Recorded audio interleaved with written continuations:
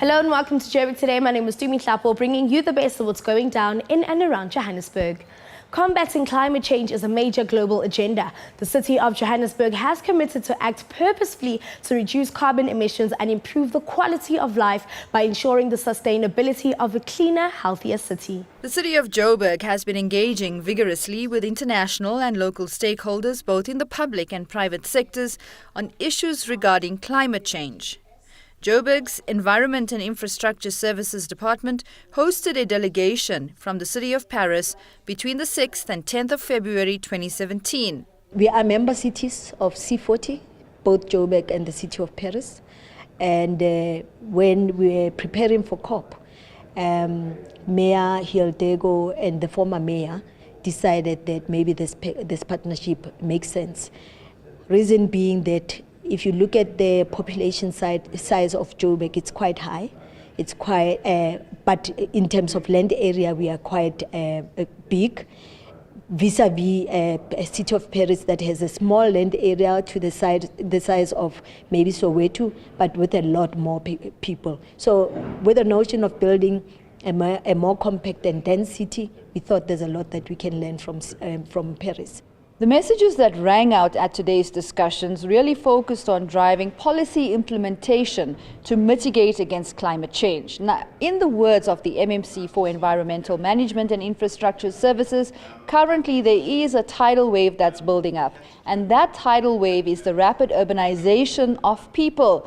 Cities across the globe, including the city of Johannesburg, therefore faces the challenge of developing and sustaining an environment that is healthy, clean, and conducive to all the inhabitants of the cities. The challenge for Joburg are massive.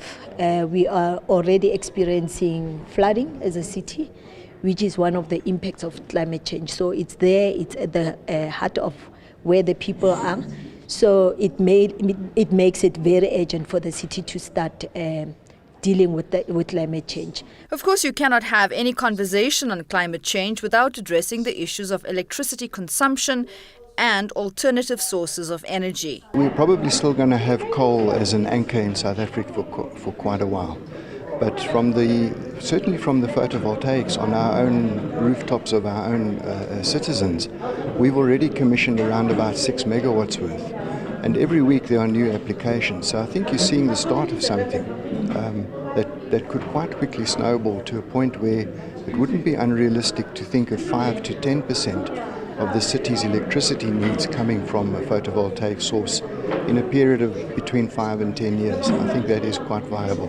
Nuclear is cleaner to the extent that it doesn't emit carbon dioxide. However, there's a lot of stigma attached to nuclear, and also it has nuclear waste associated to it. So from an atmospheric point of view, it's cleaner, but certainly from perhaps the site itself, it's not that good. Paris was here simply because they are well ahead of the game when it comes to finding innovative ways of adapting to climate change issues.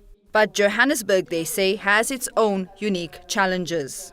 The challenges are very different in Paris than in Johannesburg. First of all, the city is very different. In Paris, we have a very dense city.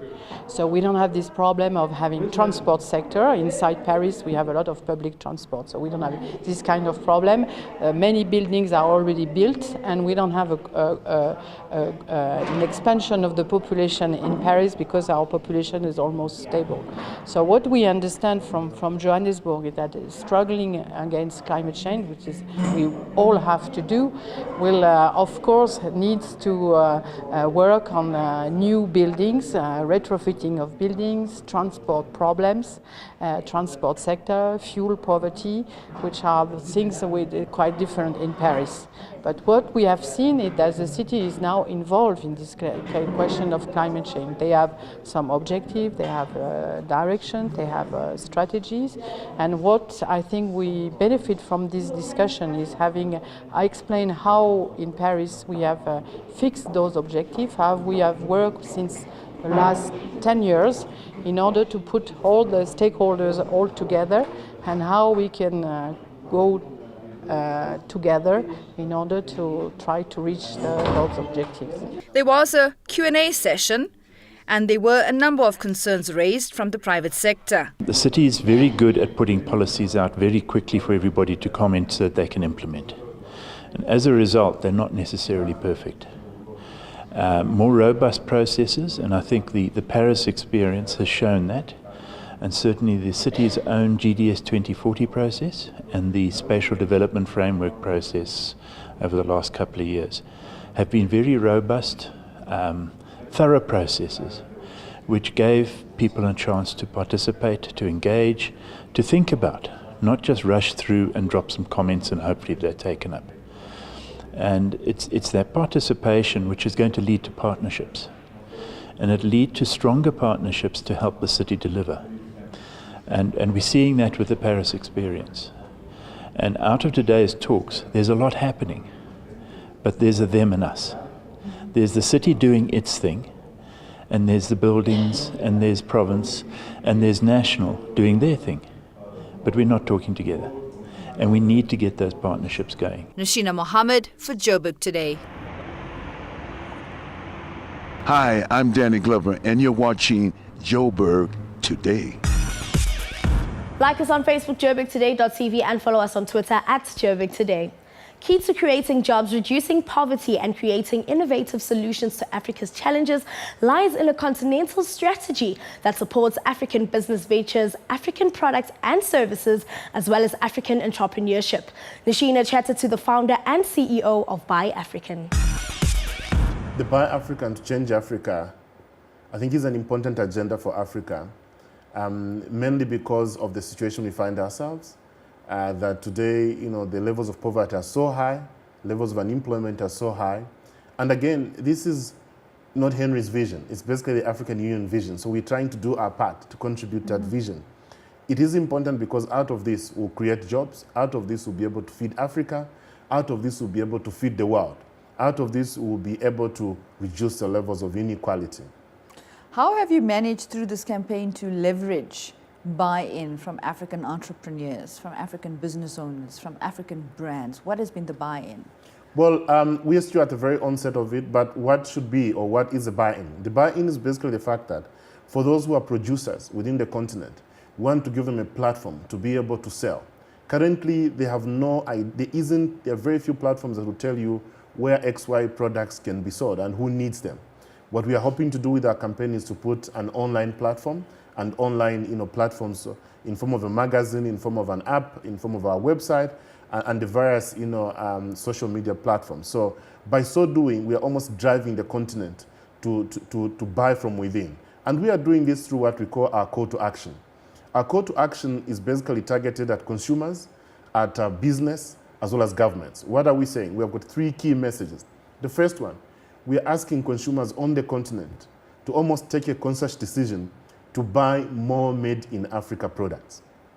Secondly, we are asking business to sell more made in Africa products. Thirdly, we are asking governments to do more to support local producers, local farmers, and local manufacturing. By so doing, we'll be creating more jobs, we'll be creating better, we'll have finances to finance our education, our health, because the state will be able to make revenue out of it, and also will be able to reduce inequality. And so you'll be building the confidence of entrepreneurship in Africa as well, building on that confidence and that growth in entrepreneurship. Exactly, and we are part of an entrepreneur platform called the Hookup Dinner. It's a very exciting platform we've been part of, and it's growing in Africa and beyond. So entrepreneurs are part of this conversation. Those that are startups, in terms of coming up with innovations, we are saying, look, the market is ready on the continent. And we coming also from a history where the African Union and the Economic Commission for Africa did a study that estimates that intra-Africa trade among African countries, is at about 13 to 14%, whereas intra-Europe trade is at 60%. Mm-hmm. So oftentimes we trade more with outsiders than we do with ourselves. And yet the benefits of trading among ourselves is that wealth will remain on the continent, make our economies great, but also change our lives. Let me ask you why? Why from your research is trade higher with the rest of the world than within the continent? Is it a question of challenges Is it a question of a lack of confidence, or is it a question of an ongoing culture in Africa to trade with the rest of the world? Well, the barriers to intra-Africa trade are many, but the key ones are there are political or policy reasons. Our leaders haven't done enough, coming from political independence towards economic independence. They've been very slow in putting in measures that should accelerate intra-Africa trade. I'm so glad that today we have the Continental Free Trade Area that was launched in Johannesburg about 2 years ago. We also have the Tripartite Free Trade Area. So there are policies now in place. The practice is still lagging behind. That's the first thing. The second one is also us, the Africans. I think, you know, we are so, our appetite for foreign is very high, not realizing that by so doing, we are actually exporting wealth, in some ways importing poverty. Why should we be importing tomato sauce? Why should we be importing rice? I mean, there's plenty of rice being produced in Malawi and in many other countries. There's cashew nuts. But you find that these products are actually bought by the same developing countries, or developed countries, sorry, at a very, very, you know, lower price, very, very, you know, reduced price. And then they are sent back to Africa as finished products. And that has disadvantages. And yet, looking within the continent, we're calling for a mission where we're saying economic borders must fall, so that we must be able to do trade with each other. So to start with our mindset, I think we need to develop interest. We need to take a conscious decision to be able to appreciate our own made in Africa products. I'm aware and I know that our production levels are still at a very basic level. I mean, in many countries, there's no infrastructure. What is going to build that infrastructure is not our appetite for foreign, but is our appetite for local. And so we have countries like South Africa that is the economic headquarters, or the industrial headquarters of Africa, that should help other African countries in rolling out innovations, technology, infrastructure, so that countries that are at the very bottom or at the middle level are able to lift up that. And at the end of the day, it will not only be a win for South Africa, it will be a win for Africa. Absolutely. Yeah. Very inspiring talking to you. My last question is, how can people find you? How can entrepreneurs find out more about your campaign? Well, we are online. We have a Facebook page, Buy African to Change Africa. Secondly, we have a website, buyafrican.co.za. We'll be rolling out a few other platforms like our marketing magazine and our mobile app. But our core for now is that for anyone that is producing made in Africa products, please do get in touch with us. We are in Maboneng at the Open, which is a very common place when you come to Maboneng. Do drop us an email, get to our Facebook page, contact us, because it is you we exist for. We want to expose, we want to market African products within the continent and beyond, so that there will be no excuse when people come from outside or from within to say, well, you said buy African, but where are the products? Who has them? So we want to make that information available, and by so doing, we'll create demand, we'll create more jobs, we'll reduce inequality, and together as a continent, we'll win. Fantastic. Absolutely. Thank you so much. Very inspiring.